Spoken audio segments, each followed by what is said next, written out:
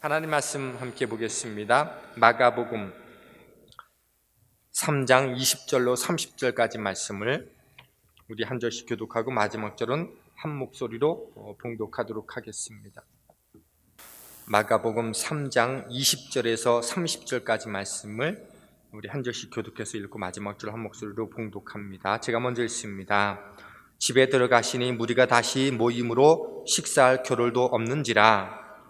예수의 친족들이 듣고 그를 붙들러 나오니 이는 그가 미쳤다 함일러라. 예루살렘에서 내려온 서기관들은 그가 바알세불에 집혔다 하며 또 귀신의 왕을 힘입어 귀신을 쫓아낸다 하니 예수께서 그들을 불러다가 비유로 말씀하시되 사단이 어찌 사단을 쫓아낼 수 있느냐? 또 만일 나라가 스스로 분쟁하면 그 나라가 설 수 없고 만일 집이 스스로 분쟁하면 그 집이 설 수 없고 만일 사단이 자기를 거슬러 일어나 분쟁하면 설 수 없고 망하느니라. 사람이 먼저 강한 자를 결박하지 않고는 그 강한 자의 집에 들어가 세간을 강탈하지 못하리니 결박한 후에야 그 집을 강탈하리라.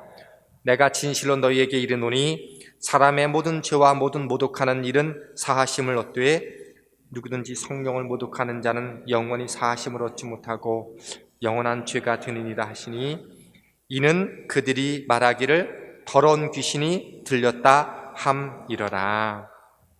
아멘.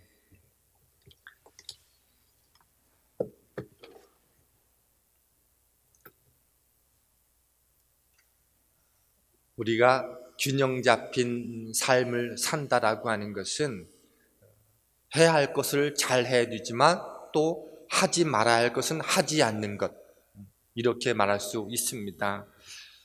시편 1편을 보면 이렇게 말해주고 있어요. 복 있는 인생을 위해서는 두 가지를 잘해야 된다. 그러면서 먼저 말씀해 주시는 게 뭐인가 하면 악인들의 꾀 그리고 죄인들의 길 오만한 자들의 자리에 앉지 말며 하지 말아야 할 것을 말씀하시고 나서 뭐라고 말씀해 주고 있는가 하면 복 있는 삶을 위해서는 해야 될 것이 있는데 하나님의 말씀을 주야로 묵상하는 것이다. 이렇게 말씀해 주고 있어요. 복된 삶은 뭐다? 해야 할 것은 하고 하지 말아야 할 것은 하지 않는 거라는 거지요. 그러면서 이 시편 1편이 그래서 복된 인생을 위해서는 이 두 가지를 잘 구별하게 될 때 어떻게? 상황이 힘들고 어려워도 시냇가에 심은 나무처럼 어떤 상황 속에서도 열매를 맺을 뿐만이 아니라 그 잎사귀가 마르지 않음 같다. 그렇게 말씀해 주셨어요. 그리고 실제로 예수님도 이 해야 할 것과 하지 말아야 될 것을 사랑해야 될 것과 미워하는 것들로 여러 가지를 말씀해 주셨어요. 신앙의 목적이 우리가 예수님을 닮아가는 거잖아요. 그렇다면 예수님이 사랑하는 것과 그 사랑하지 않는 것들을 우리가 본받는 것들이 뭐다? 주님을 닮아가는 일이 된다라고 하는 거지요. 그런 사람만이 뭐다? 성숙한 그리스도인이다. 복된 삶을 살아갈 수 있다라고 말씀할 수 있습니다. 그리고 실제로 성경을 보면 예수님께서 특별히 싫어하는 것들이 되게 많이 기록되어 있어요.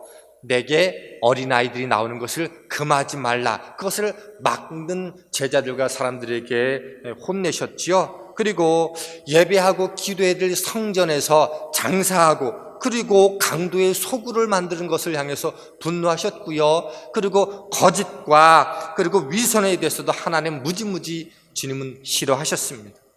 그리고 오늘 우리가 함께 읽은 본문은 우리가 믿음의 길들을 걸어가면서 절대로 용납하지 말아야 될 것, 절대로 행하지면 안 될 것들을 말씀해 주고 있어요. 그게 무엇인가 하면 성령을 모독하는 것, 그 일들을 오늘 성경이 말씀해 주고 있어요. 그러면 왜 성령을 모독하지 말라라고 말씀하셨을까라고 하는 거지요. 첫 번째 함께 나누고 싶은 말씀이 이것입니다. 성령을 모독하는 것은 성령을 회방하는 것이기 때문입니다. 22절 말씀 보니까 이렇게 돼 있어요.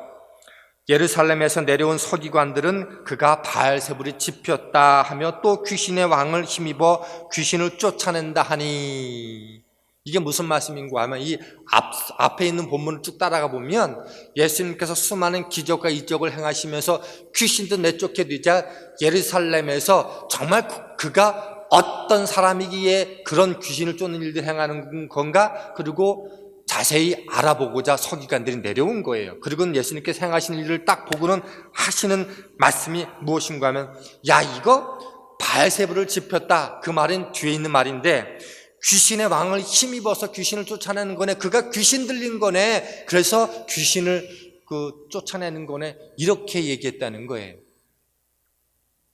이 바알세불에서 바알은 주인이라는 뜻이고요. 세불은 하늘이라는 거예요. 그러니까 하늘의 주인이다라는 거예요. 그래서 당시 이 바알세불은 어떤 의미로 쓰여졌는가 하면 귀신의 왕, 이런 말로 쓰여졌어요. 그러니까 예수님이 귀신을 내쫓는 게 뭐다?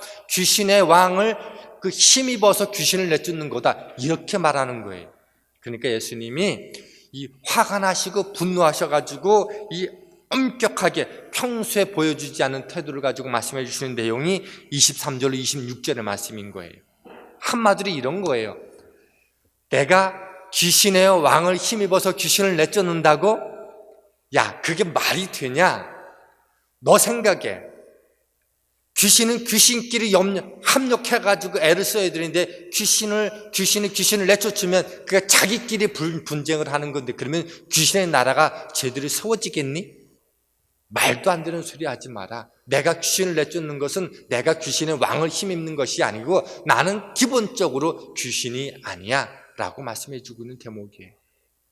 그러면서 주님께서 주시는 말씀이 28절 29절 말씀을 주고 계시는 내용인 거예요. 이렇게 되어 있는 거죠. 내가 진실로 너희에게 이르노니 사람이 모든 죄와 모든 모독하는 일은 사하심을 얻되 누구든지 성령을 모독하는 자는 영원히 사하심을 얻지 못하고 영원히 죄가 되느니라 하시니. 그러면서 오늘 이 제목을 따온 말씀이 여기서 나오는 거예요. 예수님께서 너희가 앞으로 믿음의 길들을 걸어가면서 살아가면서 모든 죄는 용서받을 수 있어. 그리고 다른 것을 모독한 것은 용서받을 수 있지만 성령을 모독한 것은 용서받을 수 없어 라고 말씀해 주고 있는 거예요. 한번 생각해 보세요. 예수님께서 우리의 모든 죄를 용서해 주시기 위해서 십자가에 죽으셨는데 이것만큼은 용서를 안 하신다는 거. 왜 그럴까요? 우리에게 강조하고 싶은 게 있는 거예요.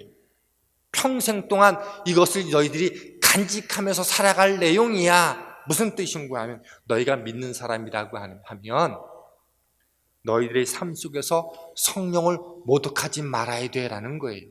그러면 궁금한 게 있잖아요. 성령을 모독하는 게 무엇이길래 모독하지 말라라고 했을까라는 거예요. 이 모독하다는 말을 예전에 개역성경에서는 회방하다라는 말로 쓰여져 있고요. 이것이 훨씬 더 원문에 가까워요. 이 회방한다는 게 뭐예요? 누군가가 무엇을 행하지 못하도록 방해하는 거잖아요. 그러니 성령을 모독한다는 말은 성령을 회박한다는 말이에요. 그러니까 무슨 뜻이에요? 성령께서 여러분의 인생 속에서 역사하지 못하도록 회방하지 말라라고 하는 거예요. 그러니 다른 것은 하나님이 다 용서해 주셔도 여러분의 삶 속에서 여러분이 안에서 성령이 역사하도록 방해하는 그 일들만큼은 내가 용서를 못하겠다는 거예요. 그러면 성령이 역사하도록 방해하는 일인 내가 내 자신을 위해서도 그 일들을 할 수가 있고 다른 누군가가 누군가를 위해서 그 일들을 할 수도 있다라고 하는 거예요.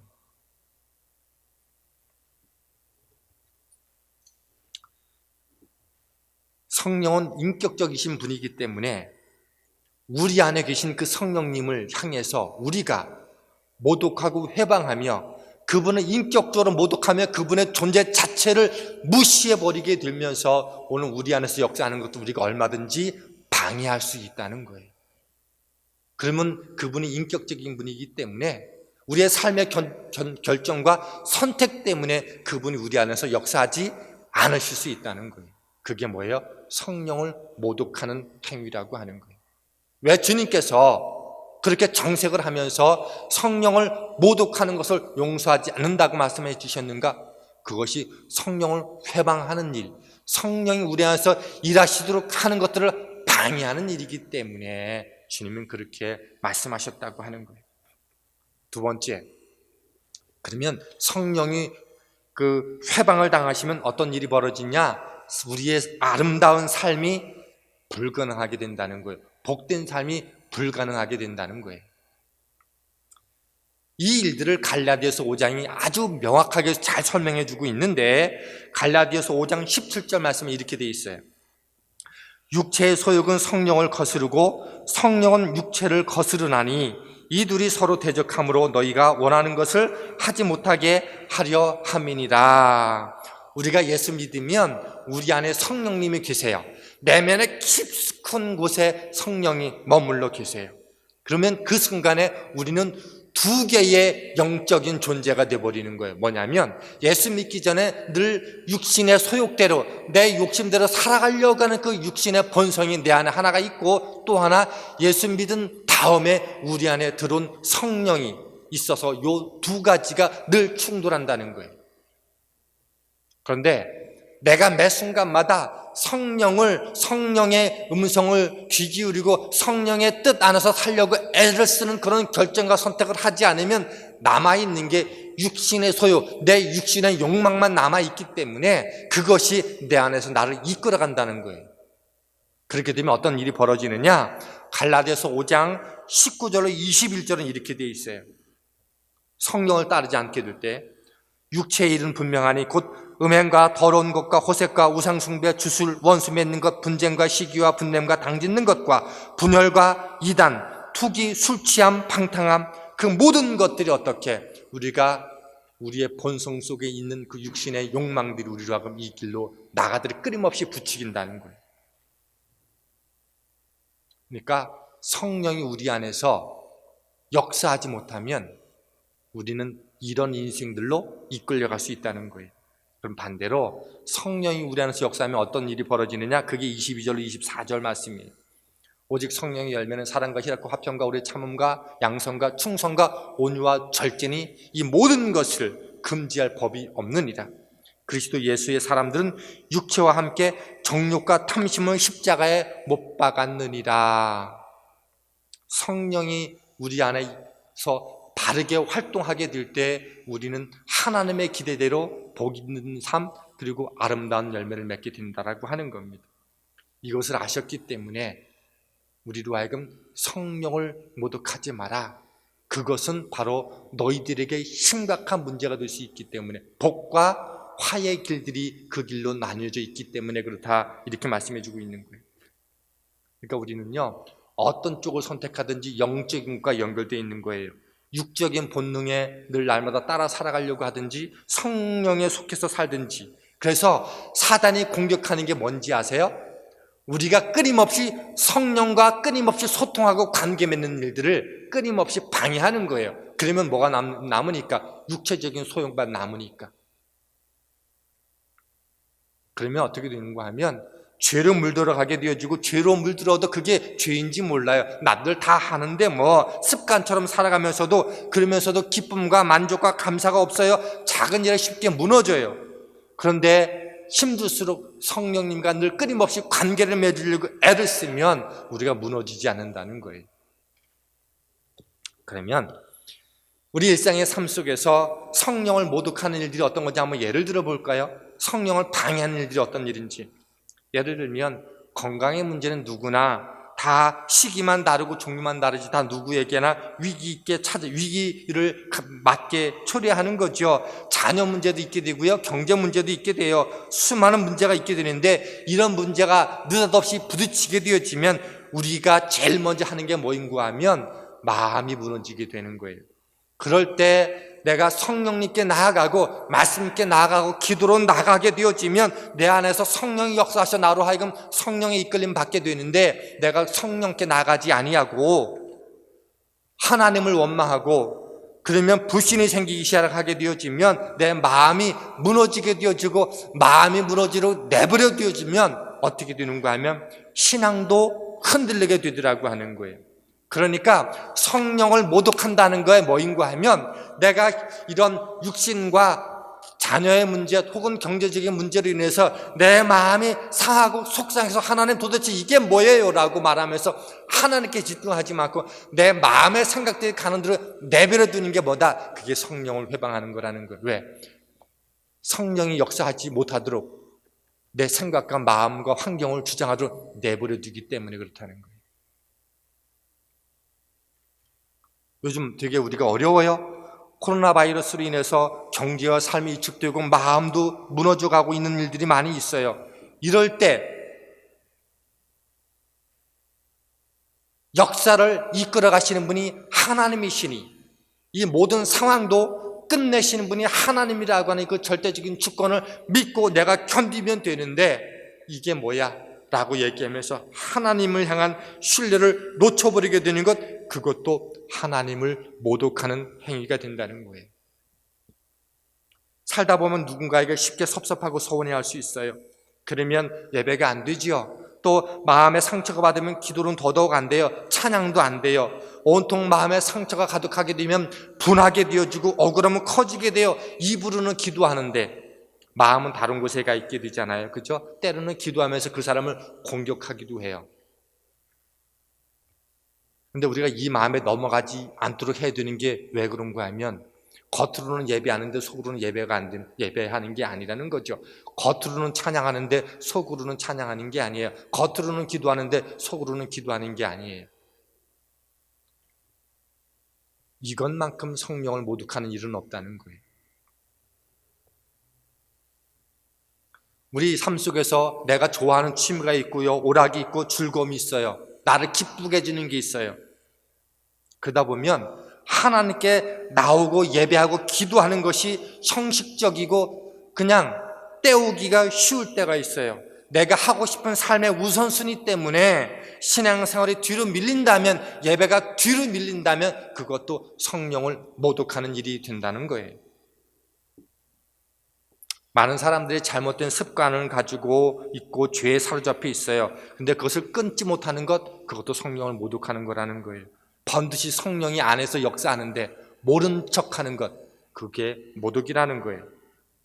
여전히 죄를 가지고 있고 여전히 그 잘못된 습관을 가지고 하나님으로부터 멀어지고 있는데 여전히 그냥 계속 그것을 내 삶 속에서 병행하면서 동행하면서 살아가는 것, 그게 성령을 기만하고 회방하는 거예요. 여러분 그거 아시나요? 내 옆에 한 사람이 같이 가장 친한 사람이 함께 걸어가는데 그 사람이랑 말하지 않고 딴 사람이랑 말하고 있다고 이야기하는 것처럼 여러분 무시당하는 거 없어요. 세 사람의 길을 걸어가는데 한 사람 하는 말을 끝내 걷지 않고 두 사람만 말한다고 하면 얼마나 그거 화나고 속상한 건지 아세요? 내 안에 성령이 버젓이 살아있는데 없는 것처럼 무시하면서 살아가는 게 그게 얼마나 성령을 무시하는 것인지 오늘 주님이 그것을 우리에게 말씀해 주고 있는 거예요. 그래서 모든 악한 공격 가운데 하나가 뭐다? 성령을 어떻게 회방하냐? 성령과 동행하지 못하도록, 성령과 친밀하게 사귀지 못하도록, 말씀의 자리로 나가지 못하도록, 기도하는 자리에 나가지 못하도록 끊임없이 우리를 성령과 멀어지게 하는 거예요.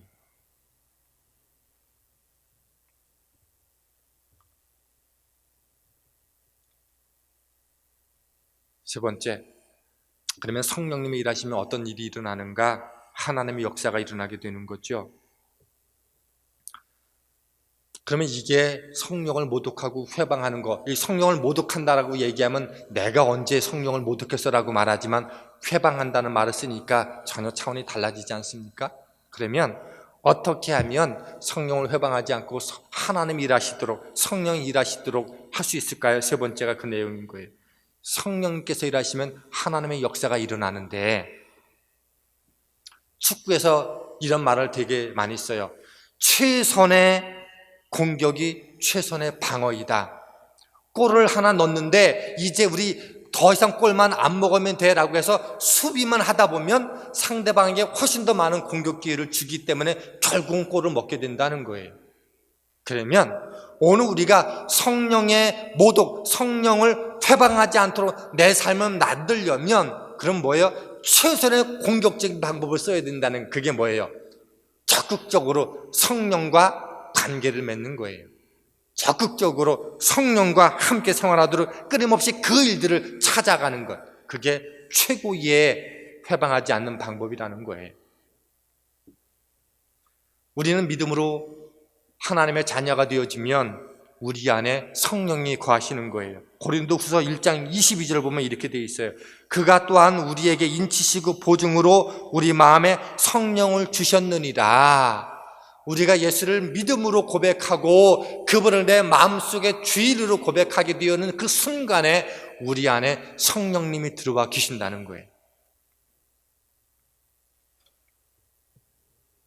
그러면 그분하고 끊임없이 대화하고 관계를 맺는 그 일들을 가져야 된다는 거예요.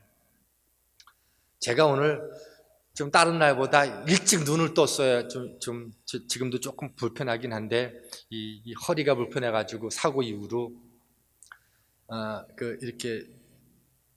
그렇게 뭐라 그랬죠? 깊은 잠을 잘 못 자요.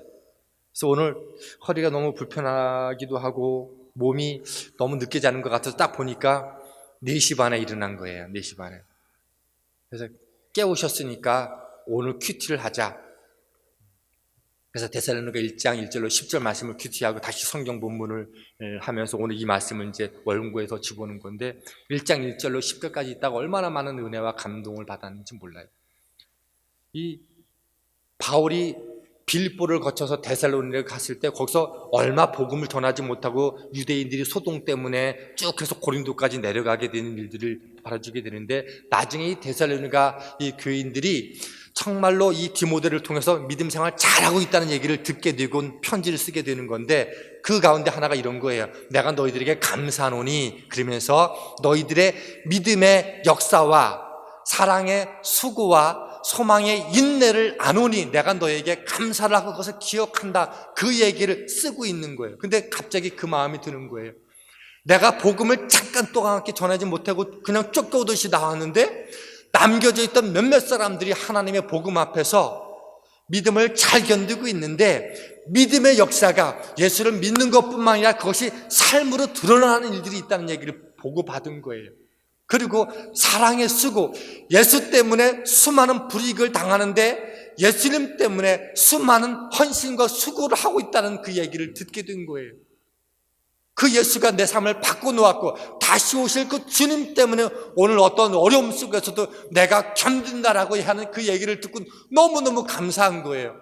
삶의 조건이 바뀌었기 때문에 감사한 게 아니라 예수님 때문에 내 삶의 방향이 바뀌었고 그러다 보니까 내 삶 속에서 믿음의 수많은 역사가 행동이 바뀌어지고 어떤 일들을 예수님 때문에 수고해도 그것이 기쁜 것. 제가 어떤 생각이 들었는가 하면 그거 너무 감사가지고 그 글을 쓰는 거잖아요. 갑자기 우리 교회 성도님들이 생각나는 거예요. 나에게 성도님들이 잘 되었기 때문에 성공했기 때문에 감사한 게 아니라 목사님이 예수 믿었다는 것 때문에 제 삶의 가치가 바뀌어졌어요. 그리고 그것 때문에 헌신하고 싶어하는 그 삶의 자리에 끊임없이 애를 쓰고 수고하는 그런 한 분 한 분들이 생각나는 거예요. 그러면서 그 생각, 나도 감사의 편지를 써야 되는데 그 생각이 오늘 새벽에 일어나서 그리고 제 핸드폰에 알람이 6시 반에 맞춰져 있는데 울리는 거예요. 그리고 딱 시계를 봤더니 7시 반이더라고요. 오늘 1시간이 앞당겨진 거지. 그래서 1시간이 늦춰져 가지고 오늘 시간을 그렇게 새벽을 보냈어요. 근데 제 마음속에 그 생각이 든 거예요. 이 생각은 내 안에 성령이 주신 거구나. 그래서 오늘 교회학교 어린이들도 여기 계신 모든 성도님들과 또 가정에서 예배드리는 모든 분들이 너무너무 감사한 거예요. 그거 제가 짧은 시간이긴 하지만 성령이 기도하게 하시고 말씀 가운데 서라고 하시는 사인이구나라고 생각하고 그 시간에 말씀을 묵상했더니 제 안에 그런 은혜와 감동을 주신 거예요.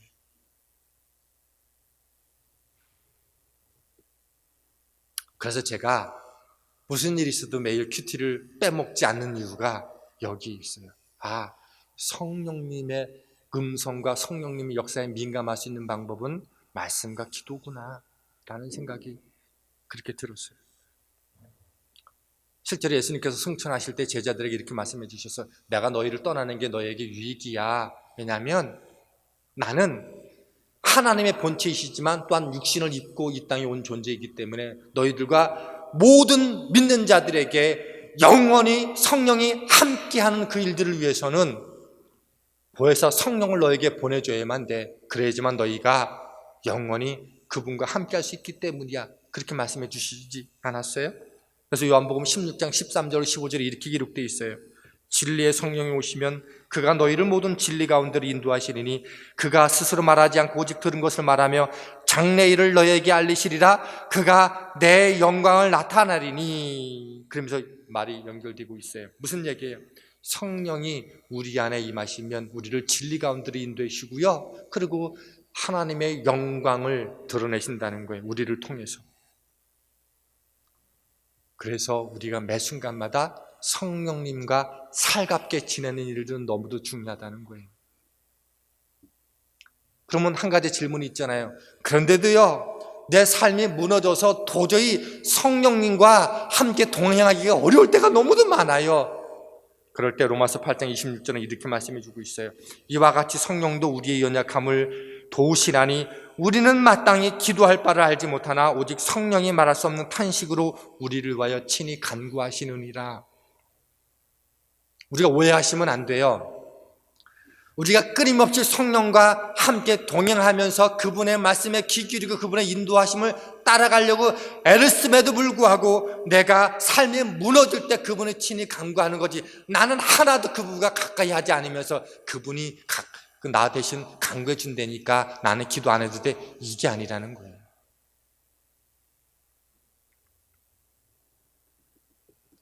오늘 주님이